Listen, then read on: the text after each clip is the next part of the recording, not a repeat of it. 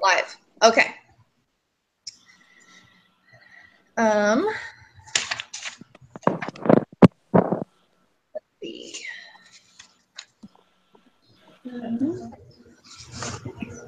All right, assessment.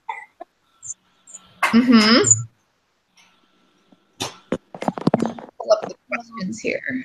The first one. How are norm reference and criterion reference tests different?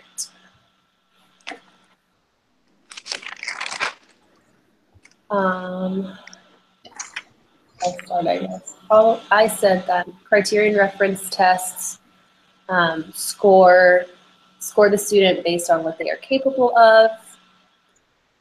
It's a cut score, so it's like percentages. And then it tells us how well the student did compared to a standard.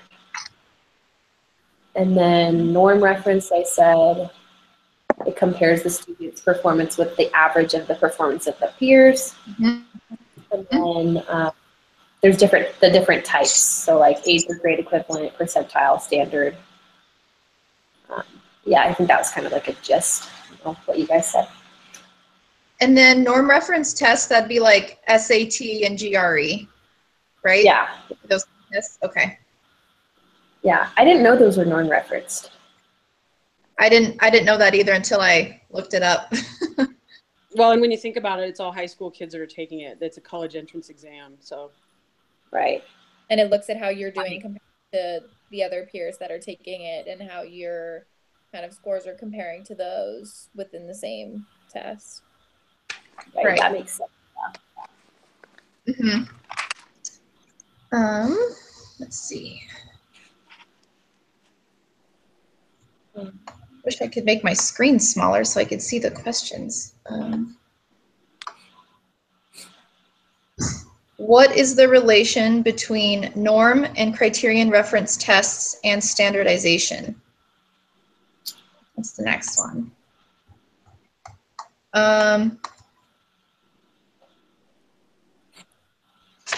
So is one standardized and the other not? I feel like right. Well, because there's the I had put in here the like when you're looking at standardization and the different samples of tests and scores and like what you're looking at. And it was kind of like the raw aspect of the scores and the questions and like that. What did I put here? Like having standardization is used when they're developing the different types of tests. So having like the SATs with the same types of questions and how you can have like your raw scores and then it's how the different people kind of fit into that. Mm-hmm. And I just looked up a standardized test, and it's any test that requires the test takers to answer the same questions in the same way, so they can compare to each other. So I can make one standard. Yeah. So each of these tests, I feel like the criterion and norm, you can make them standardized, right? I think so. So would that would there be a difference between how standardized would look between like the norm reference and the criterion? When you mean look, do you mean just like how it's prepared? Yeah. So because it's like with the relationship of it, like if you're doing the norm reference test, would that making sure that that's standardized, would that be different than trying to see how a criterion reference test would be standard? Well, so I think how I'm seeing it is criterion reference and norm reference is like how we score the standardized tests. Am I right? Is that right? Yeah. And then, okay. And then the standardized test is how it is given, I think. I don't know. I think it's a lot. Yeah, I think that's a good way to put it. Yeah. Okay. I like that. That was good. Okay. Yeah.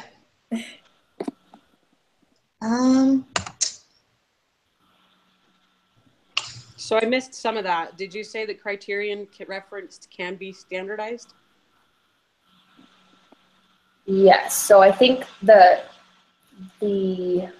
two things that we're looking at, criterion and norm, those are ways to score a standardized test, right? So I think you can score a standardized test either criterion reference based or norm reference based. Because one of the things I wrote down under criterion referenced is that partial credit can be given, and on a standardized test you can't have partial credit. Oh, that's true. So good for bringing. I'm glad you brought that up. There's the difference between standardization and a standardized test. Like those are two. Because there's also standard referenced, yeah. So, okay.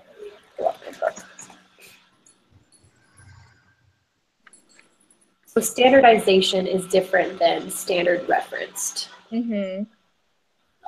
What is, okay, so standard referenced, does anyone have the definition for that? For what? For standard referenced? States specify the qualities and skills that competent learners need to demonstrate.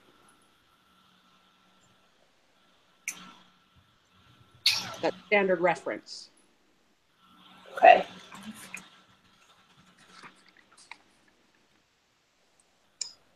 Um,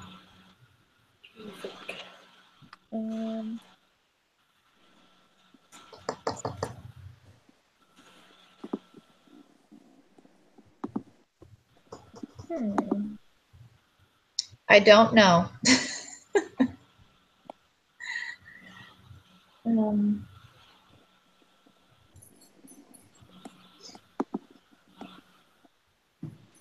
So now we may be thinking that a norm reference test is standardized, but a criterion reference test is not. Is that kind of where we're going now?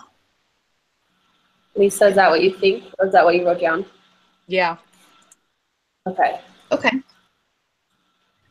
Well, I guess sometimes like I guess sometimes they do say like, I'm trying to think what test it is, but like if you skip an answer, it doesn't penalize you. But like some tests, they want you to answer all the questions. And some tests like, oh, you can, right? Yeah. Something like that. If you skip it, it doesn't penalize you, but you don't get the points. Okay, I think maybe this is, right. I'm reading here, it says interpretation of an individual's, this is the definition, interpretation of an individual's performance where there must be a clear objective criterion for each of the correct responses or to each portion of the question if partial credit is to be rewarded. So maybe like there's one question and there's two parts to the question. Maybe they could get one part right and get partial credit. I don't know. Maybe that's wrong. Do you think maybe when you think of an ACT or an SAT that are like that? Mm-hmm. I don't know.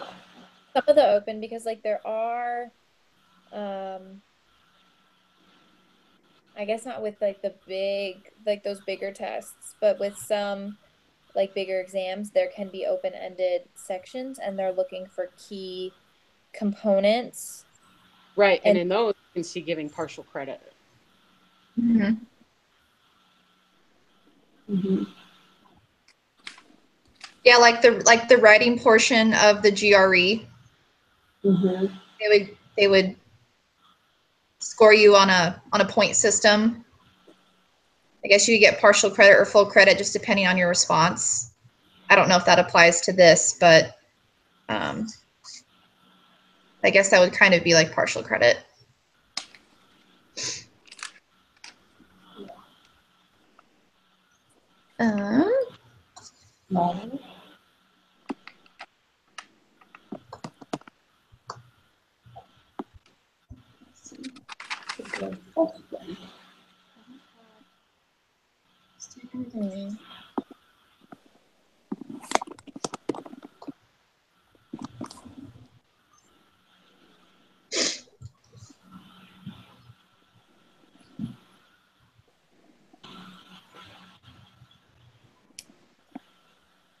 So are we good on that one?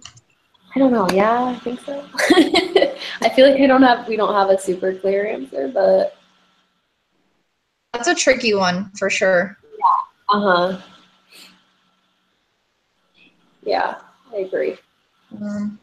So then can we answer the next question about the difference between norm and criterion reference test affect interpretation of scores? Sure. I think Yeah. so.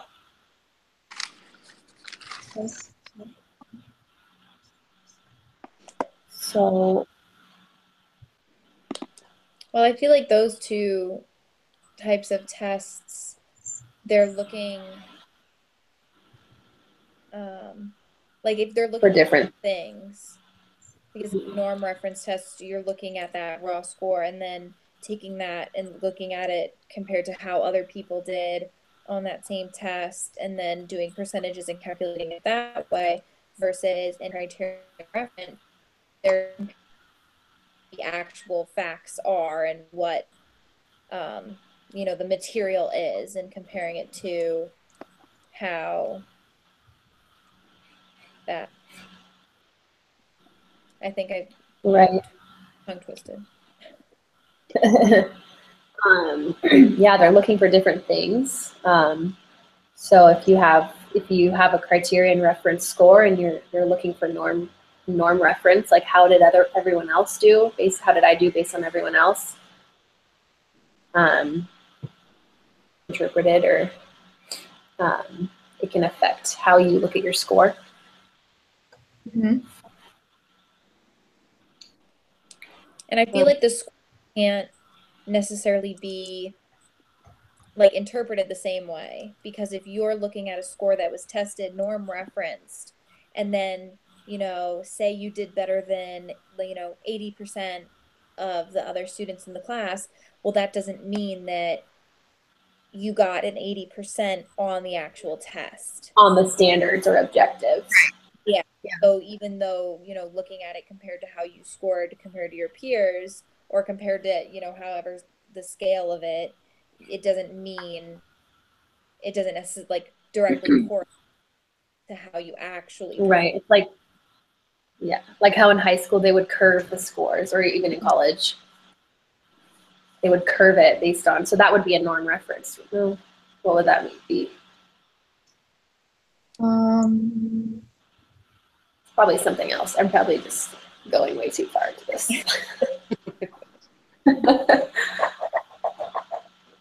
Well, because it says it's most appropriate when an educator wants to assess the specific concepts or skills a student has. So that might be when they curve it. Mm-hmm. Because I feel like they're looking at both. Like they're I think looking you're right. at like it's like putting them both together. Yeah. So taking the criterion score, like how well you actually did on the material, and then looking at it compared to your peers, and if because in that case there might be the material wasn't taught in the way that appropriately Right.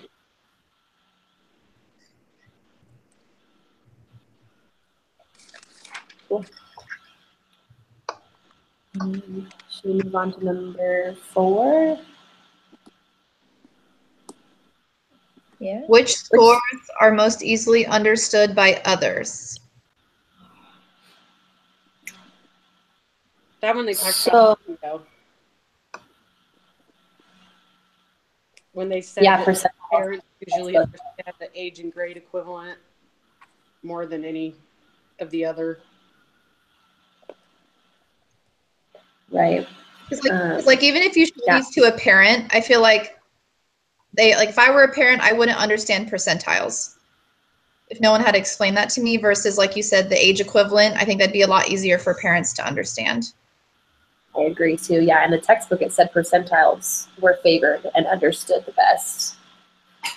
But like in his example, it was age equivalent, or was it grade equivalent? Grade equivalent, yeah. And I feel like too, that kind of puts it into that perspective too. Looking at grade equivalent, okay, well, where am I, with the scale, it's not as complicated. There's not as many like within that actual, grade equivalence, it's you can break it down and explain how you got that pretty easily. And it's kind of cool too, because a lot of my students, they're sophomores and they have like second and third grade reading levels.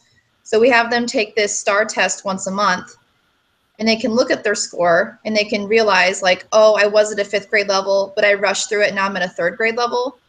So even for students, we wouldn't show them percentiles. So I like that the age equivalent can even benefit the students too. That's a good point. Nice. Yeah. I like that. And if you're looking at different like percentages in general, if you different socioeconomic classes and groups of people, if you don't have a certain level of education, even percentages can confuse me sometimes. You say, oh, better than 20% or whatever, that doesn't have a concrete understanding in your head. You still have to think more, and depending on who you're talking to and students. I mean, I have had students in the past and, oh, you got an 80%, that's great. And they still kind of look at you, funny, and then just like figuring out how to explain that in a different way. So the percentages and kind of using that as the big focus can be confusing to your audience. Yeah, totally. And if you think about like ESL families, like you have to think about cultural differences too, and like how it might be easier for you to interpret that or for them to interpret, or you don't have to pull that into it. I think it just depends. Yeah. And I feel like a too can be how comfortable you are with it, because you're going to be another member that's helping to give that and like relay that information. Right. Like if they have questions, you feel comfortable. Exactly. So if you can, go through it in and out, then it might be easier for you to understand and be able to relate. It might not be the same for somebody else. Yeah, for sure. I'm probably not going to be that percent person, so I guess that's good to know now. No, I don't know. I don't know. We'll see. We'll see how it goes. Yes. Practice.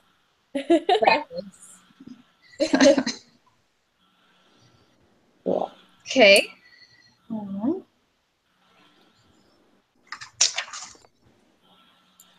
Concepts of reliability and validity. And you have to make definitions. Okay. I can type the definitions and I'll send them to you, Chloe.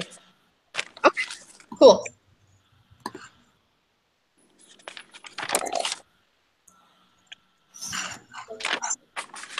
Did you guys take stats in undergrad?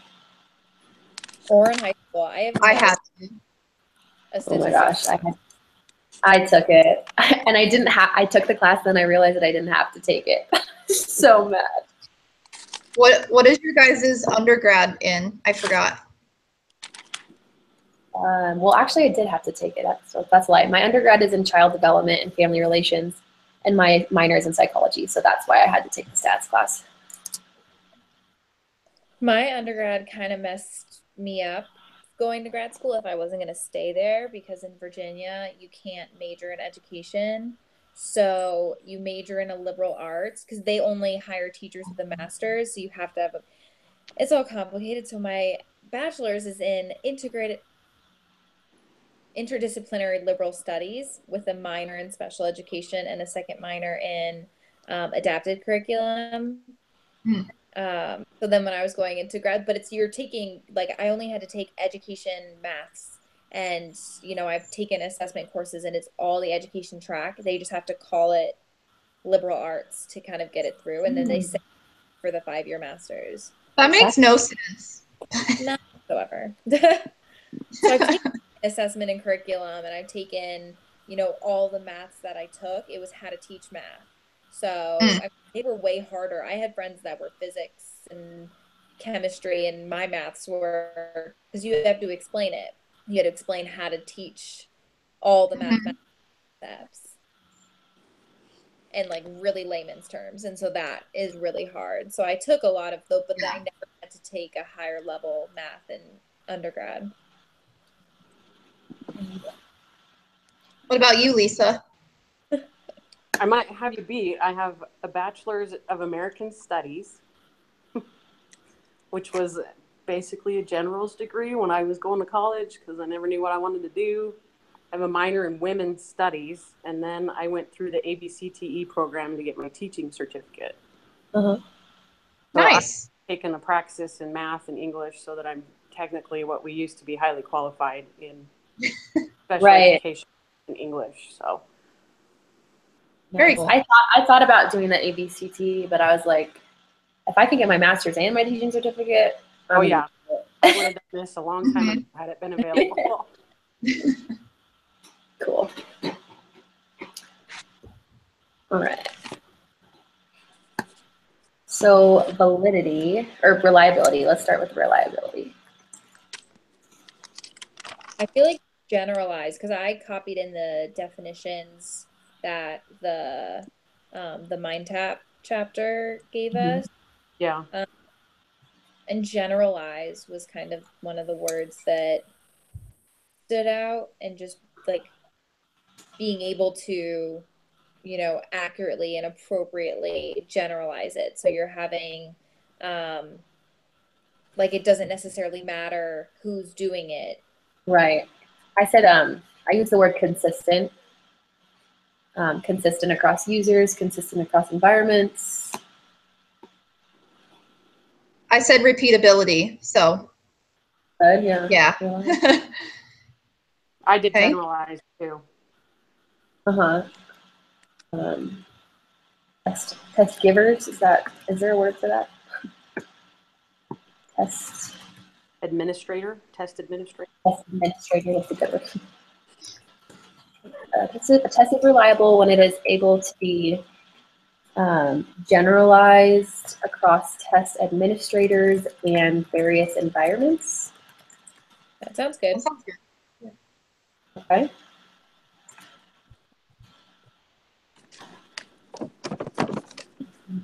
It said 1 to 2 sentences or 2 sentences?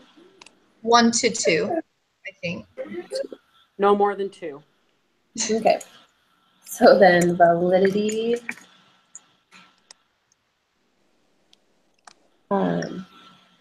Basically, like, is it measuring what it claims to measure? Yeah.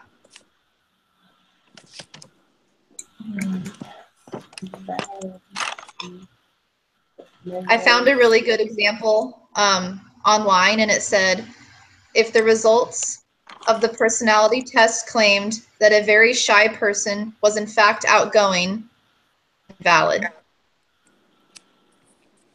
Just like another way to think about it, I guess. Yeah. Simple. Like evidence and the relevant evidence, and I feel like more technical than just. Yeah, there's a lot of pieces in validity. It's, you know, you have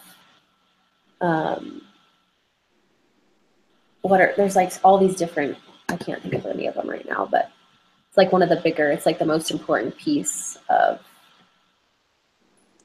the assessment test. Yeah. Yeah. Like all the variables, and you have to have everything. Test is, okay, so I said a test is valid when it measures, I feel like that's coming right out of the book. I don't want it to be the same. I don't really know how else you could put it, though. Even though it is like verbatim, it's like, I don't know how else you could word that.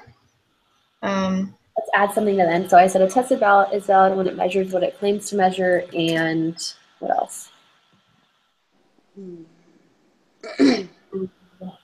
And what about like uses appropriate evidence to support? Yeah. Support test results. Okay. Uses uses what type of evidence? Like database? Test scores. This one says scientific based, but I don't know if that's. So I'm probably database. Yeah. Yeah, that's probably. That'd be good. Uses database evidence to support the measures. to support the Scores. scores? Okay. Yeah. And the only thing that stand out to me, I'm looking at it, is the interpretations of test scores for proposed uses that are evaluated, not the test itself. Mm-hmm. Oh, okay. So a test is valid when it measures what it claims to measure and uses database evidence to support the scores. Does that sound right? Yeah. Yeah. That's Okay. good. Cool. How are we on our 30 minutes? I think we passed it. Did we start at 5:10 or We started at like 5:10, I think. 5:15 maybe. Let's see, you sent me that email, or you sent us that email okay. at 27 minutes ago. Wait, no, that's not up to you. Yeah, I got it at 4:15. Okay, so we've got a few more minutes to talk. Mhm. Yes. Oh, we have like 1 more minute. Okay.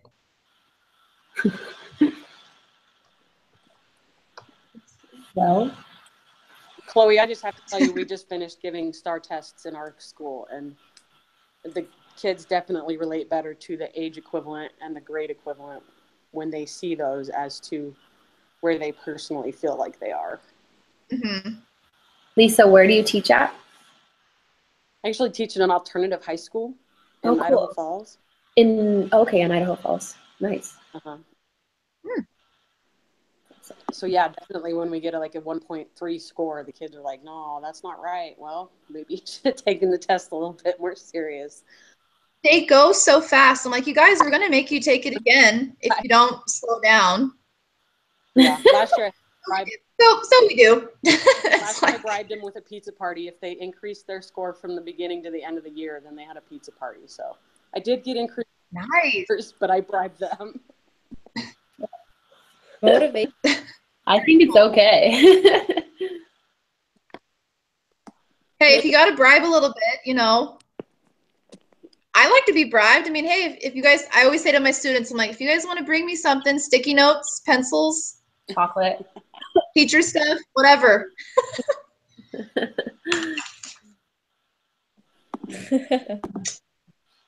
Anything else you guys want to add before I stop it?